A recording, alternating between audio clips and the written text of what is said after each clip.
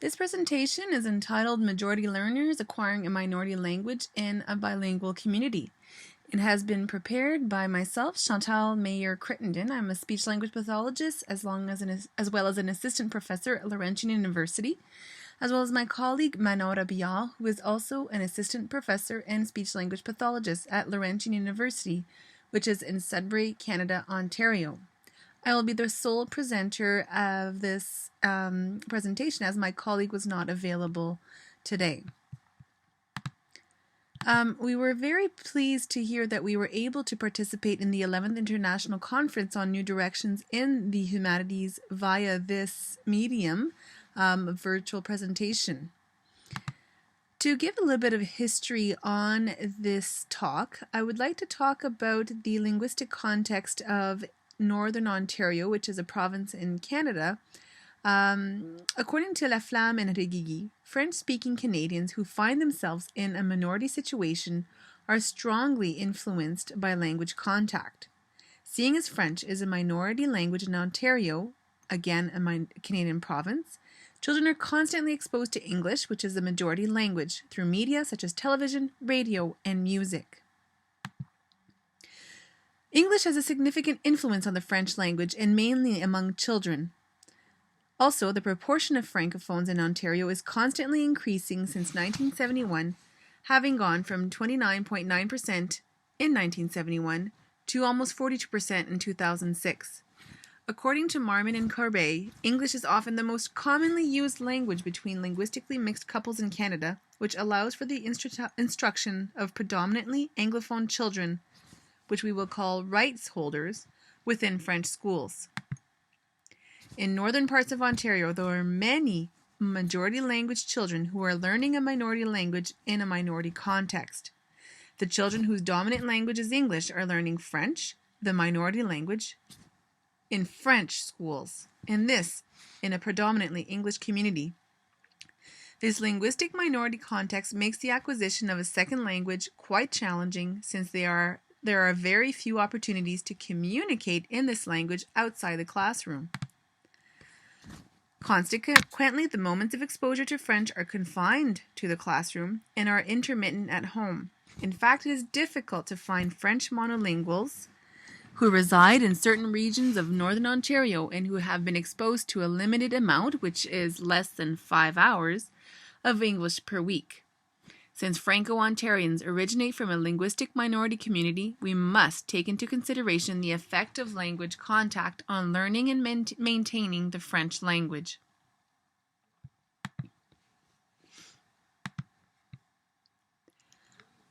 A minority context is often characterized by the presence of immigrants who speak the language of the country from which they originate, for example, Mandarin, and reside in a metropolitan center like Toronto, Canada, where the majority language is English, or even by the presence of Anglophones residing in Quebec, a predominantly French-speaking province, who are learning French as a second language.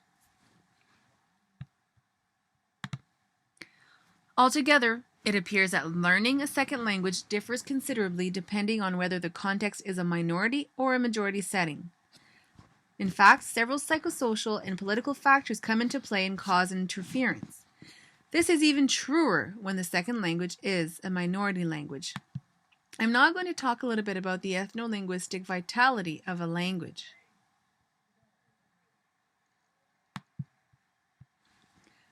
When addressing the issue of a minority language, it is essential to take into consideration its ethno-linguistic vitality. Gilles and collaborators define this as that which makes a group behave as a distinctive and active collective entity in intergroup situations. This vitality is characterized by 3 factors: the status, the demography, and the institutional support.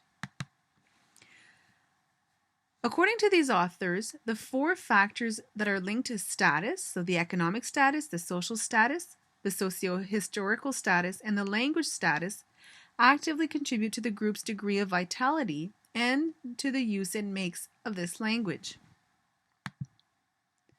We can argue that the economic power seems important.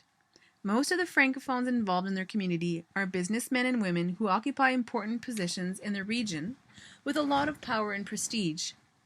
In regards to the ethno-linguistic cohesion, it is firmly established that francophones have a tendency to stay together as a group, although the dominant group may have a negative perception of the dominated group.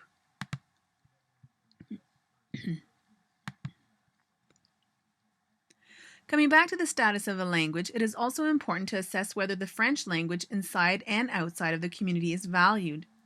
This last factor may vary according to different perspectives and groups. In fact, children and adolescents may not necessarily value the French language, while the adult Francophone population may see it as being central to the survival of the Francophone culture. At the outset, it seems that majority language children and often the French speakers themselves, do not always perceive the French language as an added value. However, English is seen and experienced as the lingua franca of the world, of the internet, of fashion, and of celebrities, among others. Sometimes young Francophones focus more on the English language since they see it as a more useful language. It is therefore likely that the value, as it is perceived, has less weight among the youth than it has among adults. The socio-historical status has no major upheavals, so history does not reveal any major oppressions among Francophones in most parts of Northern Ontario. Although it is important to note the incident where, without wanting to offend the ethnic groups in the city of Greater Sudbury, one of the larger cities of the North, the municipality refused in 2003 to raise the Franco-Ontarian flag beside the city's flag, as well as the provincial and national flags, while it declared the promotion of multiculturalism and its support for the principle of official languages. Today, the Franco-Ontarian flag is flown with all the nation's flags on the Bridge of Nations in the city of Greater Sudbury. In most of Northern Ontario's minority contexts, we believe that the Francophone population benefits from good institutional support in relation to the French education system, with its French school boards, which has several elementary and secondary schools, as well as its French colleges and bilingual university. However, most of the students who attend these schools are dominant in English. In fact, even though one language has all of the necessary factors that are believed to be critical to its survival, it is the speakers of that language who must put them into practice. Since young learners are easily influenced by the majority, a minority language with a good linguistic vitality, like French in Northern Ontario, is at the mercy of its speakers. The ethno-linguistic vitality concept has been criticized by many, but despite these criticisms, the concept of ethno-linguistic vitality can be useful when trying to determine why a language is abandoned, or, in the case of Northern Ontario, why the language can be hard to learn or master. We must specify the elements that are inherently related to the acquisition of a language, such as those related to the typical development of language.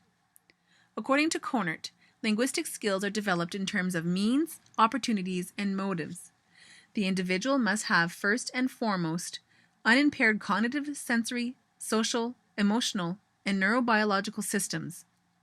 Any deficiencies within these systems may cause difficulties in the acquisition and use of language. In addition, opportunities that offer a rich linguistic environment, as well as positive opportunities allowing for the acquisition and use of a particular language for rewarding communicative interactions, must be present.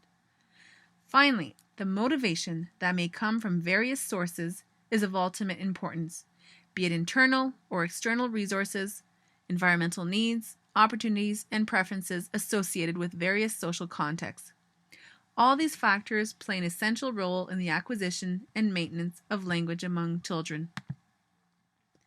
When studying second language acquisition in a minority context, it is essential that we not only look at the ethno-linguistic vitality of the community in the second language, but also the child's means, opportunities, and motives to learn the second language.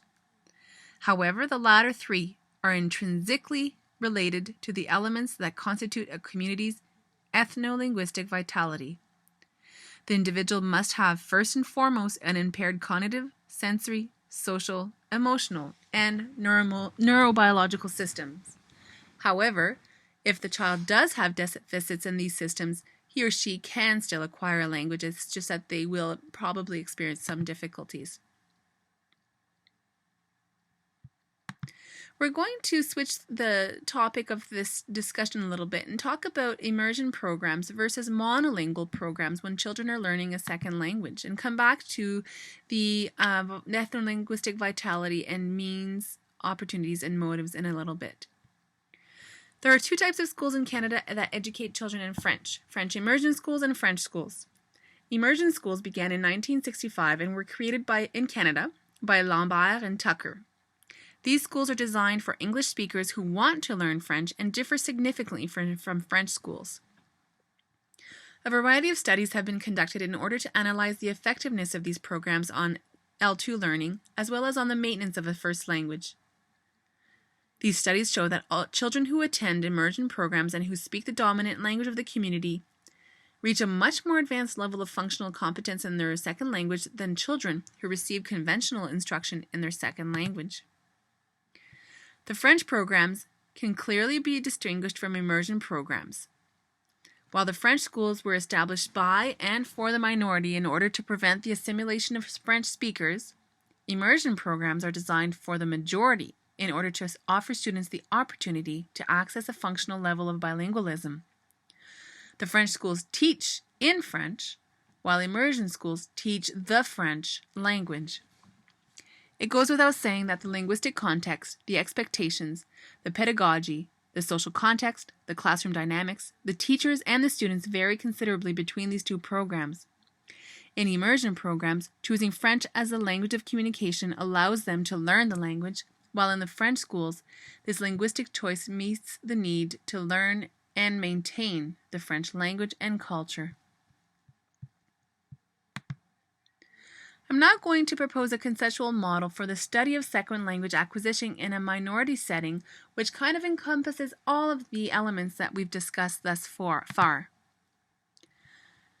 As I mentioned, more and more rights holders coming from exogamous homes are enrolled in French schools. These schools welcome students with English as their first language in order to increase their enrollment, with the intention of avoiding the possibility of managing empty schools, a phenomenon that could occur if French schools limited themselves to students who only spoke French at home. We are proposing a new conceptual framework that will enable researchers to study the way that majority language learners acquire a second language in a linguistic minority setting. This model also fits with Yuri Bronfenbrenner's bioecological model for human development by adopting a holistic approach to the study of language acquisition, starting with the child and diverging out to the community and policymakers. The bioecological system encompasses human development at all levels, such as the microsystem, the mesosystem, the exosystem, the macrosystem, and the chronosystem of the individual. But first, we must look at the child, who is at the center of all these systems.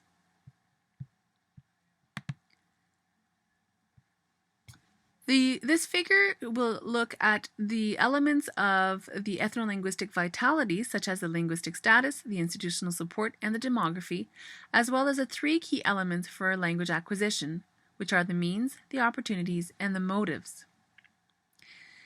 This figure shows how these 6 elements can be united in order to look at second language learning as a process that incorporates the individual and the society in which he or she resides. Now we're going to show a hypothetical figure which demonstrates how the opportunities to use a language could be positively correlated with the linguistic status, the linguistic demography, and the institutional support of a community. It should be noted that the ethno-linguistic vitality factors could be placed in any order, as one is not more important than another in the hierarchy. Furthermore, we could postulate that the motivation could also be positively correlated with the opportunities in such a way that the more a child has genuine opportunities to hear and practice a language, the more he or she will be motivated to use it in the long run. This plausible relationship between the opportunities and the motivation to learn a second language is presented in this figure. To conclude on this new conceptual framework for the acquisition of a second language in a minority context, we turn to the ethno-linguistic vitality model and Kohner's basic elements for language acquisition. Collectively, These elements have been combined to form a conceptual model that may help researchers better understand the fundamental elements to learning a minority second language in a linguistic minority context. Collectively, these elements have been combined to form a conceptual model that may help researchers better understand the fundamental